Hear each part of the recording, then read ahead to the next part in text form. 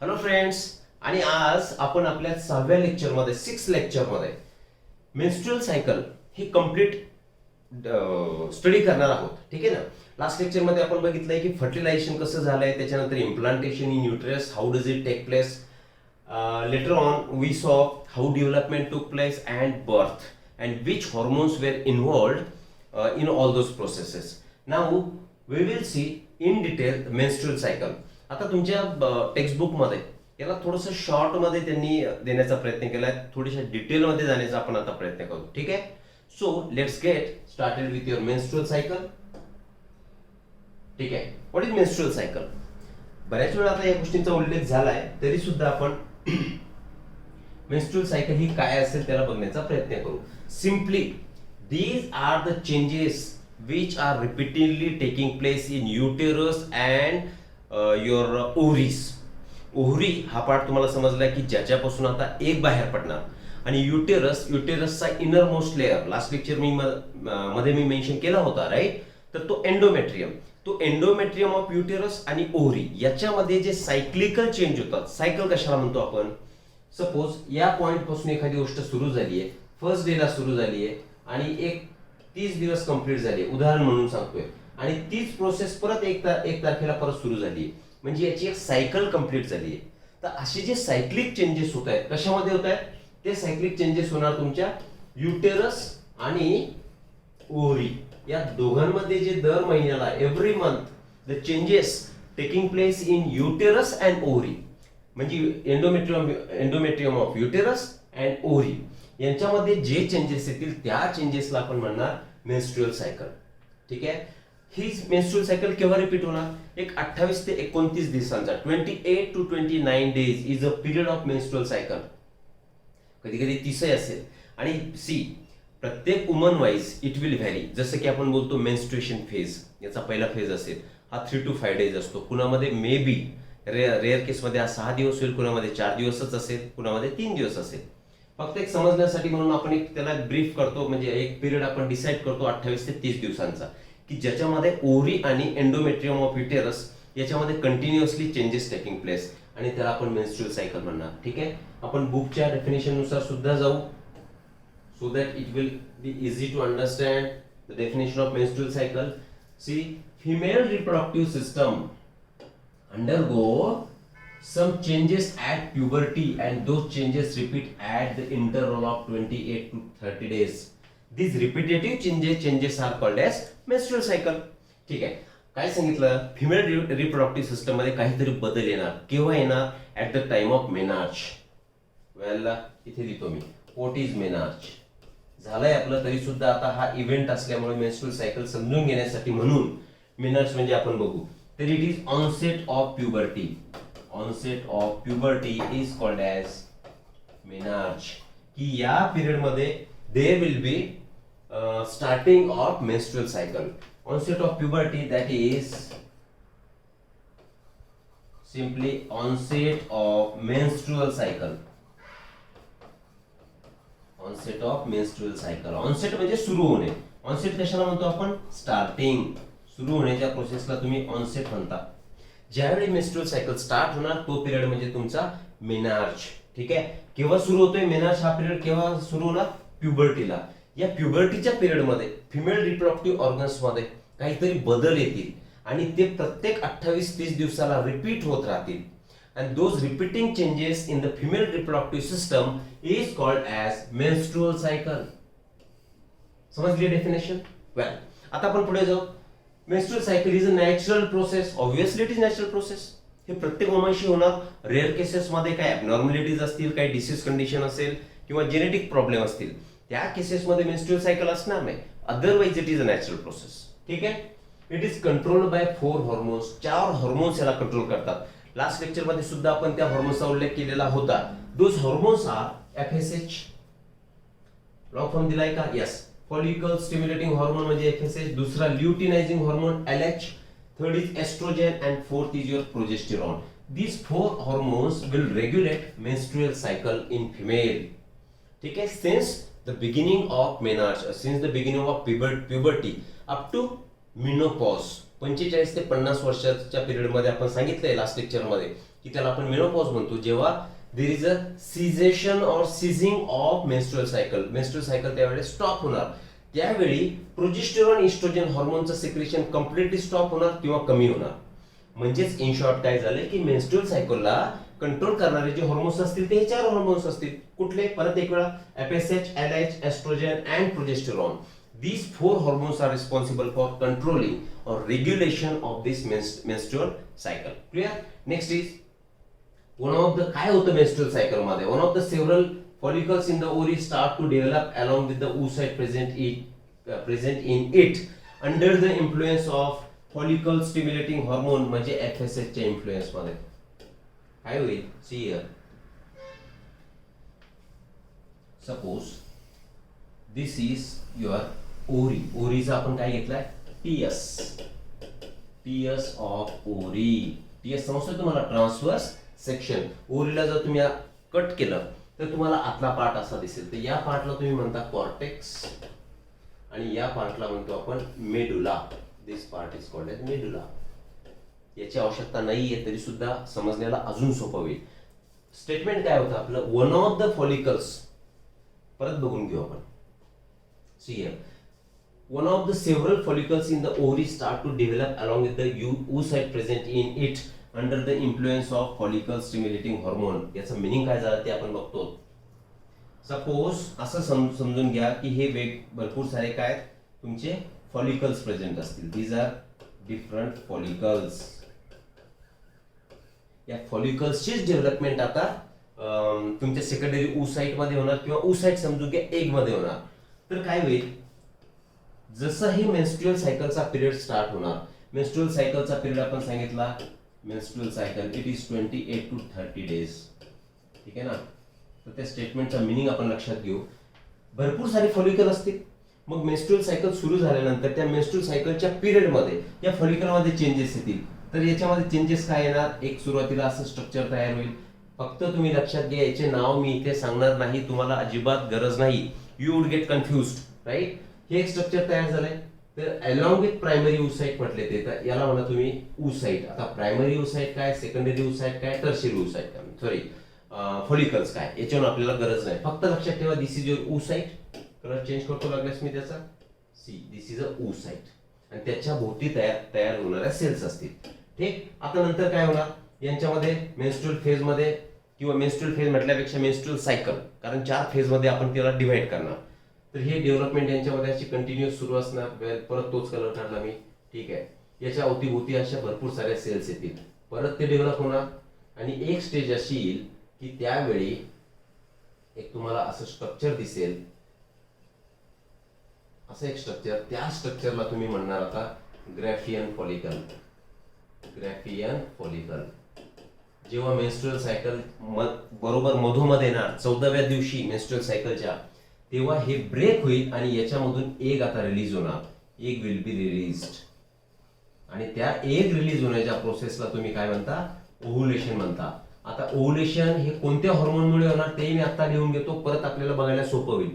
Luteinising hormone, LH hormone. त्यावेळी काय होईल? ओव्हुलेशन होणार. ओव्हुलेशन म्हणजेच काय? Ovulation means release of egg. Release of egg. कोणत्या दिवशी होणार ही प्रोसेस, ओव्हुलेशनची process? It will take place on 14th day of menstruation. 14th day of menstruation. लक्षात घ्या, एक एक मी तुम्हाला समजून सांगतोय. त्या स्टेटमेंट समजून घेण्यासाठी आपण ही डायग्राम काढली. क्लियर? चलो फिर से आगे चलते हैं. नो, बॅक जाना पडेगा. हे बघा, 4 हार्मोन्सनी कंट्रोल केले सांगितलं. One of the several follicles. तिथे जे आपण भरपूर सारे फॉलिकल दाखवले होते, ते या भरपूर साऱ्या फॉलिकल पैकी एकच फॉलिकल डेव्हलप होतोय. हा त्याचा मिनिंग झाला. क्लियर? ठीक आहे. दिस डेव्हलपिंग फॉलिकल सिक्रेट इस्ट्रोजन. आता जो फॉलिकल डेव्हलप होत होता, हा फॉलिकल डेव्हलप झालाय. ही डेव्हलपमेंट स्टेजेस सुरू आहेत त्याच्या. फॉर एक्झाम्पल याला म्हणू आपण first stage, second stage, this is third stage. समजून घ्या. तर या फॉलिकल पासून काय रिलीज होणार? या फॉलिकल पासून एस्ट्रोजन इज रिलीज्ड. कारण तो डेव्हलप होतोय. एस्ट्रोजन इज रिलीज फ्रॉम, इथे लिहितोच मी, फ्रॉम डेव्हलपिंग फॉलिकल. खरं तर खूप शॉर्ट मध्ये समजून सांगितलेलं आहे तुम्हाला. आपण थोडंसं अजून डिटेल मध्ये जाऊ. Developing follicle. इस्ट्रोजन कुणापासून रिलीज झालाय? मग डेव्हलपिंग फॉलिकल. आपण सांगितलंय मेन्स्ट्रुएशन सायकल मध्ये 4 टाईपचे हॉर्मोन्स असतात. एक त्याच्यापैकी झाला तुमचा एस्ट्रोजन, LH, FSH आणि प्रोजेस्टेरॉन. हे 4. त्याच्यापैकी आता हे जे डेव्हलप होणारे फॉलिकल आहेत त्यांनी इस्ट्रोजन रिलीज केला. ठीक आहे. LH हा अचानक वाढून जाणार आणि तो ओव्हुलेशन करणार म्हणजे एगला रिलीज करणार. या 2 स्टेप्स लक्षात घ्या. परत आपण त्याच्याकडे येऊ. मागे चला. Developing follicle secrete oestrogen clear इथपर्यंत? ठीक आहे. Endometrium of the uterus starts to develop during first cycle और regenerate during subsequent cycle under the effect of oestrogen. आता डेव्हलपिंग फॉलिकल होते. डेव्हलपिंग फॉलिकलनी काय केलं? डेव्हलपिंग फॉलिकलनी इस्ट्रोजनला रिलीज केलं. आपण ऑलरेडी सांगितलंय मेन्स्ट्रुअल सायकल म्हणजेच काय? Menstrual cycle means menstrual cycle means परत लिहितोय मी changes in ovary and endometrium of uterus. ठीक आहे. यांच्यामध्ये जे सायक्लिकल चेंजेस होतात 28-30 दिवसाला रिपीटेडली, त्यालाच तर मेन्स्ट्रुअल सायकल म्हणतोय आपण. तर मुद्दा काय चाललाय? सगळ्यात अगोदर आपण सांगितलं फॉलिकल डेव्हलप होतोय, त्याच्यापासून इस्ट्रोजन रिलीज होईल आणि इस्ट्रोजन रिलीज झाला तर तो जेव्हा तो एंडोमेट्रियम ब्रेक झालेला असेल तर त्या ब्रेक झालेल्या एंडोमेट्रियमला रिपेअर करण्याचं काम करेल. त्या लाईनचा मिनिंग झालाय. चला. Endometrium of the uterus start to develop under the influence of hormone estrogen. पुढे जाऊ आपण. मीनवाईल त्याच दरम्यान काय होणार? Developing follicles complete its development. परत मागे या. चला. आता इथे कंप्लीट डेव्हलपमेंट झाली आहे. ही जी प्रोसेस झाली इस्ट्रोजन रिलीज होण्याची आणि हा तोपर्यंत FSH च्या माध्यमातून with the help of follicle stimulating hormone, तिसरा हॉर्मोन इथेच लिहू आपण, याच्या माध्यमातून याची डेव्हलपमेंट आता कंप्लीट झाली. कुणाची? फॉलिकलची डेव्हलपमेंट कंप्लीट झाली. पुढे it burst under the effect of luteinizing hormone. Already आपण सांगितलं बर्स्ट म्हणजे फुटणे. It burst under the effect of luteinizing hormone and oocyte is release. This is called as ovulation. तेही आपण सांगितलं. बघा याची डेव्हलपमेंट कंप्लीट झाली फॉलिकलची. मग आता LH वाढला. आपण लिहिले इथे LH नी काय केलं? एग रिलीज केला. हे तुटलंय, याला तोडून टाकू आपण इथे. ब्रेक. हा ब्रेक झाला आणि एग आता बाहेर पडला आणि त्या प्रोसेसला तुम्ही म्हटले ओव्हुलेशन. म्हणजे what is ovulation? Ovulation means release of egg from developed follicle. त्या फॉलिकलला म्हणायचं ग्रेफिन फॉलिकल. आणि हे कुणामुळे झालंय? There is a increase in the LH luteinising हॉर्मोनमुळे ओव्हुलेशन प्रोसेस झाली. म्हणजेच आता एग रिलीज झालाय. कोणत्या दिवशी रिलीज झालाय? 14th डे ऑफ मेन्स्ट्रुएशन सायकलच्या 14व्या दिवशी LH वाढला आणि त्याने डेव्हलप झालेल्या फॉलिकलला ब्रेक केलं आणि त्याच्यापासून एग रिलीज झाला. त्या प्रोसेसला तुम्ही बोललेत ओव्हुलेशन झालंय. क्लिअर? पुढे remaining tissues of the burst follicle forms the corpus luteum. चलो आगे. आता अरे आपण पुढे आलो अजून. आता हा ब्रेक झाला. आता यातला एगही बाहेर निघून गेला. यालाही आपण फिनिश करू. आता हा डेव्हलप झालेला फॉलिकल ब्रेक झाला, एग बाहेर पडला. मग ही जी बाकीचं जे स्ट्रक्चर शिल्लक राहिलं आता remaining structure is called as this structure now is called as corpus luteum. याला काय म्हणायचं? Corpus luteum. ल्युटियम शब्द आला की तुम्ही काय समजणार? येलो कलरचा कुठला तरी बॉडी आहे. मग ही कॉर्पस ल्युटियम झाली आणि हे कॉर्पस ल्युटियम आता काय करेल? प्रोजेस्टेरॉन हॉर्मोनला रिलीज करणार. कॉर्पस ल्युटियम इट रिलीजेस और सिक्रेट्स प्रोजेस्टेरॉन. बघा 4 हॉर्मोन सांगितले होते आपण मेन्स्ट्रुएशन सायकल मध्ये. त्याच्यापैकी FSH झाला. FSH मुळे यांची ग्रोथ झाली. ठीक आहे. मग हा डेव्हलप झालेला फॉलिकल त्याला ब्रेक केलं. कोणी ब्रेक केलं? LH नी. त्याच प्रोसेसला तुम्ही म्हटले ओव्हुलेशन झालं. आता ब्रेक झालेला आहे तर हा कन्वर्ट कशामध्ये होईल? कॉर्पस ल्युटियम मध्ये. तो कुणाला रिलीज करेल? प्रोजेस्टेरॉन. हा झाला थर्ड हॉर्मोन. आणि हे जे डेव्हलप होताना हे फॉलिकल जे डेव्हलप होत होते त्यावेळी त्यांनी इस्ट्रोजनला रिलीज केलं. असे 4 हॉर्मोन्स याच्यामध्ये आहेत. क्लिअर? हा झाला त्या लाईनचा मिनिंग की कॉर्पस ल्युटियम आता काय करणार? प्रोजेस्टेरॉनला रिलीज करणार आणि हाच प्रोजेस्टेरॉन एंडोमेट्रियमला रिपेअर करण्यासाठी मदत करेल. मागे जाऊ आपण. See remaining tissues of the burst follicle becomes corpus luteum. Corpus luteum म्हणजे येलो बॉडी. आहे ना. आणि त्या येलो बॉडीनेच काय रिलीज केलंय, प्रोजेस्टेरॉन रिलीज केलंय. खालच्या लाईन मध्ये तुम्हाला दिसत असेल, this corpus luteum starts to secrete progesterone आपण लिहिलं. Okay up to this. चलो आगे चलते हैं. Endometrial gland secretes their secretion under the effect of progesterone. आता हा जो प्रोजेस्टेरॉन रिलीज झालाय तर हा कशावरती काम करतो, it works on endometrium, endometrial glands. It works on endometrial glands. कशासाठी, टू रिलीज त्यांचे secretions, to release their secretion, to release their secretions. लक्षात घ्या काय काय इफेक्ट होतोय, कसं कशी प्रोसेस चालली आहे. मग त्यांनी केलंय. आणि lastly such endometrium is ready for implantation. जेव्हा हा प्रोजेस्टेरॉन ह्या एंडोमेट्रियल ग्लँड वरती काम करेल, फंक्शन करेल आणि त्याचे ग्लँडचे सिक्रेशन होतील, now endometrium becomes ready for implantation. Endometrium becomes ready for implantation, ready for implantation. implantation process झाली आहे आपली. व्हॉट इज इम्प्लांटेशन, जो झायगोट तयार झाला होता त्याच्यामध्ये डिव्हिजन्स झाले आणि तो झायगोट युटेरस मध्ये फिक्स झाला. त्या फिक्स होण्याच्या प्रोसेसला आपण इम्प्लांटेशन म्हटलो होतो. पण आता तो युटेरस, त्या युटेरसचा इनर पार्ट कोणता आहे, एंडोमेट्रियम. तो एंडोमेट्रियम त्या लायकीचा एबल केव्हा झाला, व्हेन प्रोजेस्टेरॉन वॉज रिलीज. कारण हा प्रोजेस्टेरॉन याच्यावरती काम करतो, याचे सिक्रेशन रिलीज करतो. आणि progesterone also increases thickness of endometrium, increases thickness of endometrium. Endometrium clear आहे. या प्रोसेसला म्हणतो आपण मेन्स्ट्रुएशन सायकल. आता आपण बघू. This is the diagram given in the book. 4 phases मध्ये डिवाइड करू आपण मेन्स्ट्रुएशन सायकलला. पहिला फेज, फेजेस, चला, phases of menstrual cycle, phases of menstrual cycle 4 phase मध्ये डिवाइड करू आपण. First phase, it is menstruation phase, म्हणजे ब्लीडिंग फेज. मेन्स्ट्रुएशन फेज त्यालाच तुम्ही म्हणायचंय ब्लीडिंग फेज. म्हणजे ज्या पिरियड मध्ये आता काय होणार, ब्लीडिंग सुरू होणार. एक 3 ते 5 दिवस त्या एंडोमेट्रियमचा ब्रेक झाल्यामुळे ब्लीडिंग कंटिन्यू राहणार. ठीक आहे. Second phase is proliferative phase. 4 phase मध्ये आपण सांगितलंय प्रॉलिफरेटिव्ह फेज.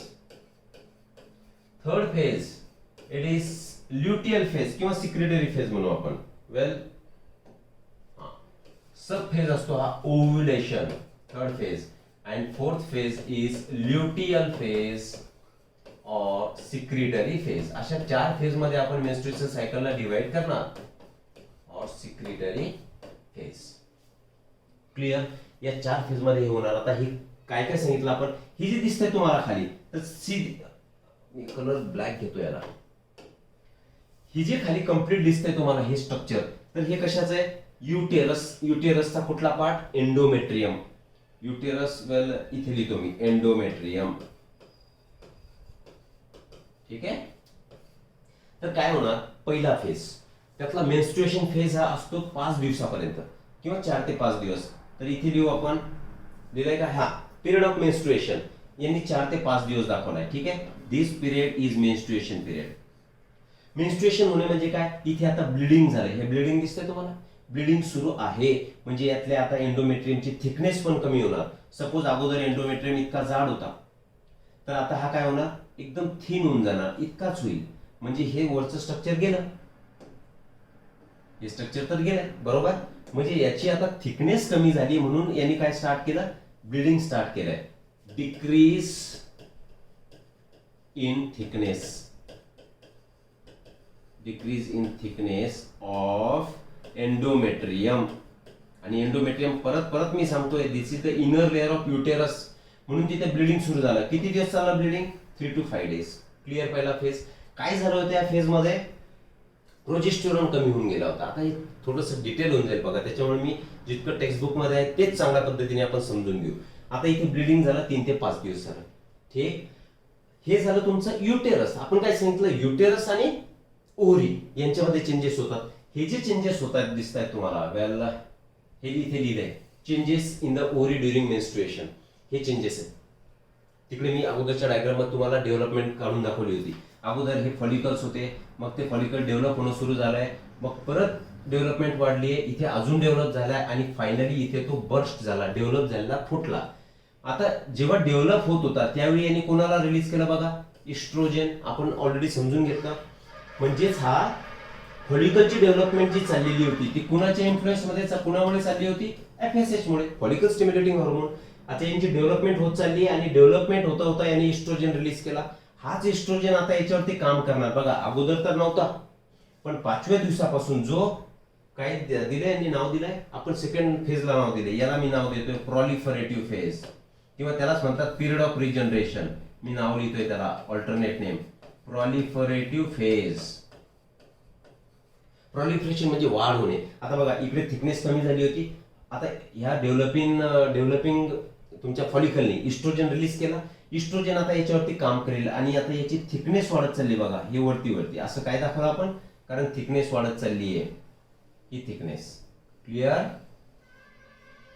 ओके.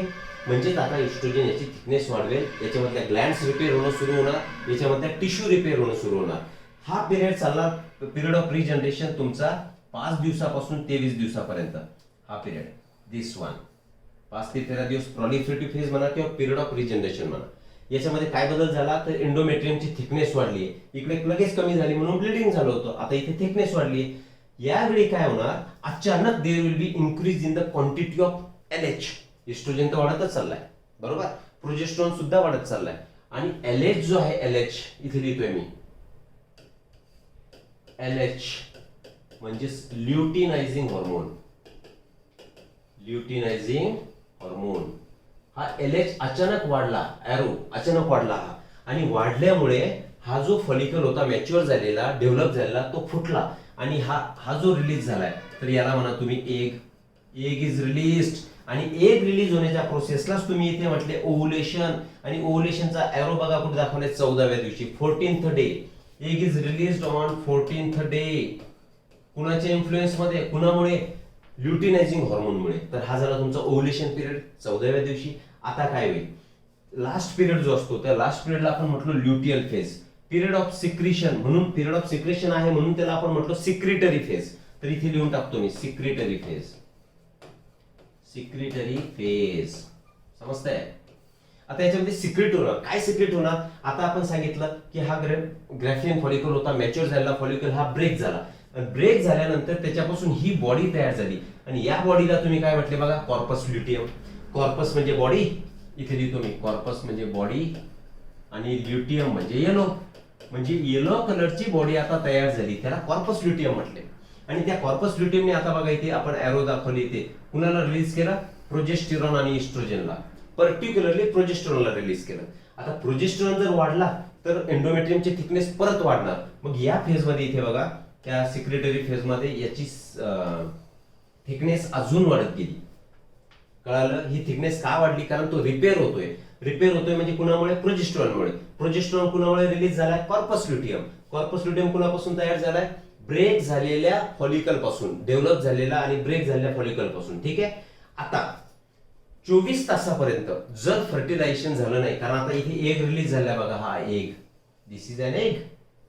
जर याचं फर्टिलायझेशन झालं नाही, त्याला स्पर्म मिळाला नाही 24 तासामध्ये, तर ही कॉर्पस ल्युटियमची बॉडी आहे, ही काय होणार, डिजनरेट होणार, आणि डिजनरेट झालेल्या बॉडीपासून तयार होईल आता हे व्हाईटी स्ट्रक्चर, व्हाईट स्ट्रक्चर, त्याला म्हणणार तुम्ही कॉर्पस अल्बिकन्स.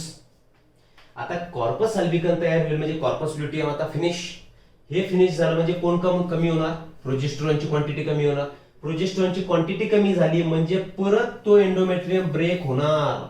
इकडे बघा, प्रोजेस्टेरॉन इथे कमी झाला होता, मग हा एंडोमेट्रियम ब्रेक होऊन जाईल, इथे ब्रेक झाला, आणि परत सायकल काय झाली, कंटिन्यू झाली.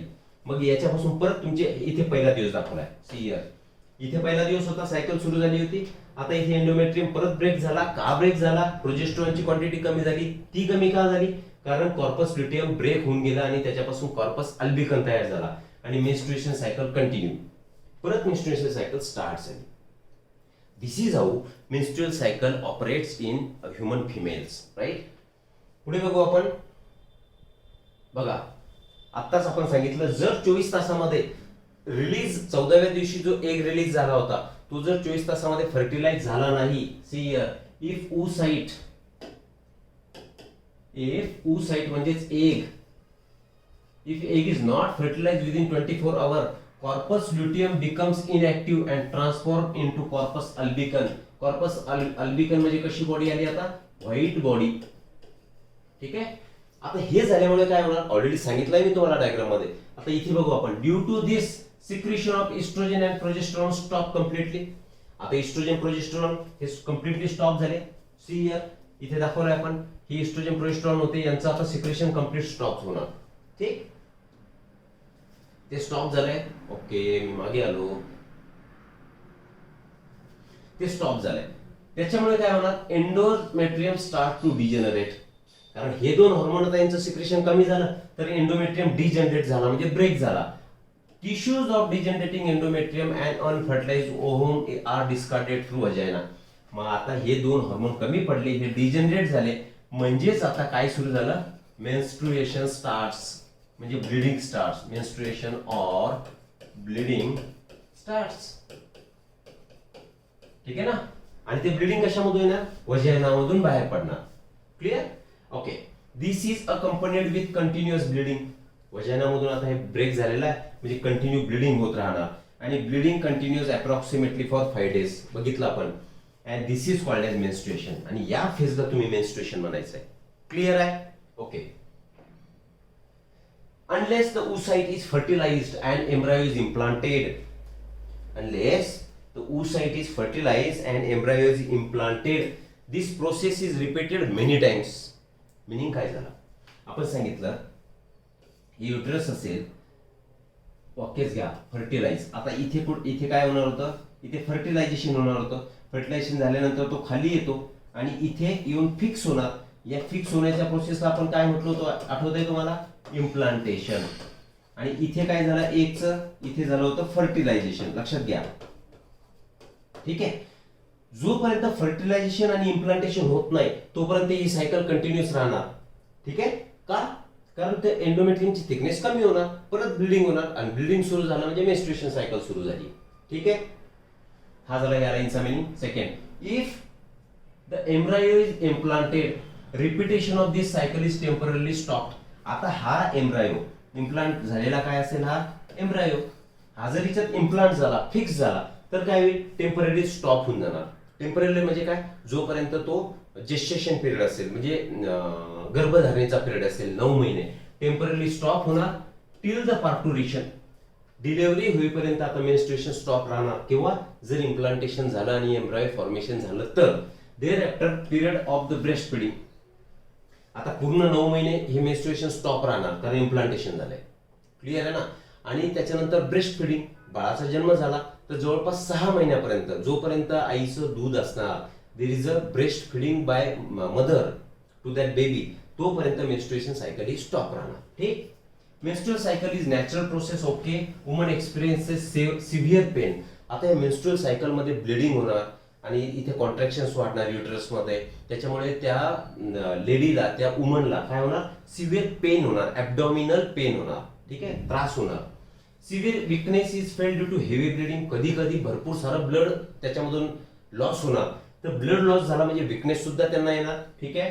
देर is a higher possibility of infection. आणि या पिरियड मध्येच इन्फेक्शन किंवा एखादा रोगाचा प्रादुर्भाव होणे, ज्याला म्हणतो आपण, इन्फेक्शन होण्याचा चान्स सुद्धा वाढलेला असेल.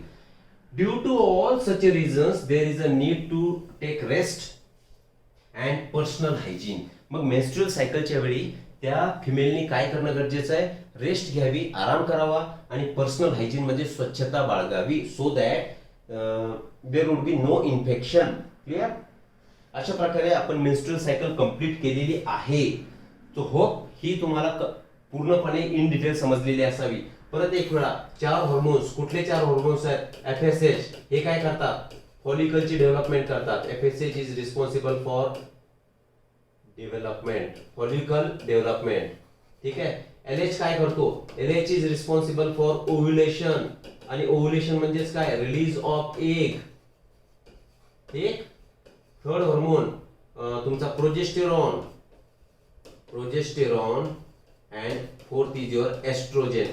तर हे प्रोजेस्टेरॉन एस्ट्रोजन काय करतात, एस्ट्रोजन, तर हे काय करणार, इन्क्रीजेस थिकनेस ऑफ एंडोमेट्रियम, एंडोमेट्रियमची काय करणार, थिकनेस वाढवणार, एंडोमेट्रियम ऑफ युटेरस. हे झाले यांचे वेगवेगळे फंक्शन्स. याच्यामध्ये परत एक वेळा ऍड करू लागल्यास आपण, हा जो इस्ट्रोजन आहे तर it is release from developing follicle,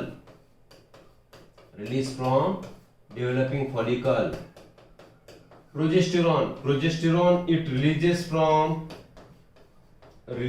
from कुणापासून, कॉर्पस ल्युटियम. कॉर्पस ल्युटियम जी येलो कलरची बॉडी आपण सांगितलं होतं त्याच्यापासून प्रोजेस्टेरॉन रिलीज होणार. आणि FSH चा रोल सांगितला आणि LH ने काय केलं तर ओव्युलेशन केलं. This is how menstrual cycle operates in human female और इन द प्रायमेट्स. क्लिअर. आता मी इथे थांबतोय. आता नेक्स्ट चॅप्टर म्हणतोय नेक्स्ट लेक्चर मध्ये आपण याच्या समोरचा भाग कव्हर करू. ठीक आहे. थँक्यू.